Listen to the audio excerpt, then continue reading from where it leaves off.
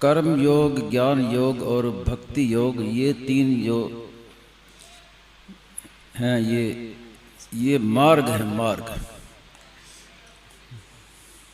साधन मार्ग है।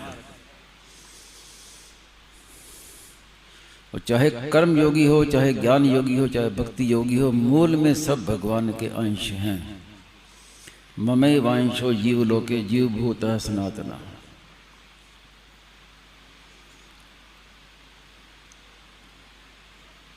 तो मूल में भक्ति योगी है, क्योंकि भगवान का अंश होने से भगवान एक से दो क्यों हुए? प्रेम के लिए एक से दो हुए। तो मूल में प्रतिक्षण वर्धमान प्रेम ही चरम लक्ष्य है सभी साधनों का, चाहे वो किसी मार्ग का क्यों ना हो। लेकिन सब मनुष्यों की अलग अलग योग्यता, शक्ति, सामर्थ्य होती है। किसी में क्रिया की प्रधानता है, किसी में बुद्धि की प्रधानता है, किसी में हृदय भाव की प्रधानता है। जो व्यक्ति क्रियाओं में लगा हुआ है, क्रिया करने में जिसकी रुचि है, उसके लिए कर्म योग साधन है।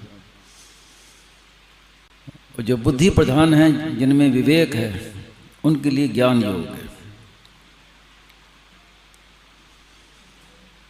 और जो भाव प्रधान, हृदय प्रधान, उनके लिए भक्ति योग।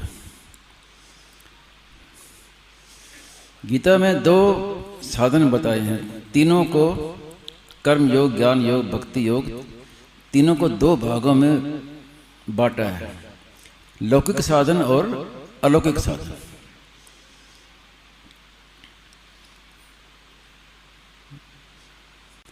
कर्म योग और ज्ञान योग है लौकिक साधन और भक्ति योग है अलौकिक साधन। इसलिए दो तरह की निष्ठा बताई गई।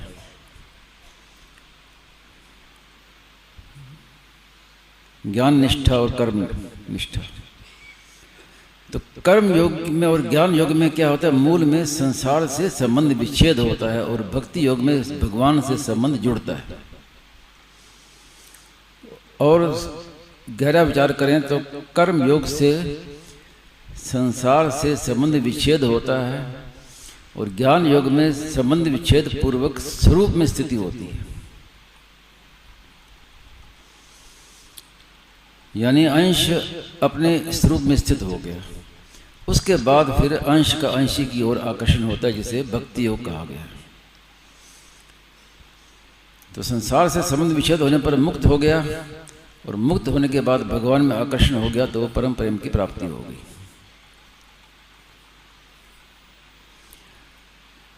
अब ये तीन साधन के मूल में क्या है कि भगवान से विमुख होना।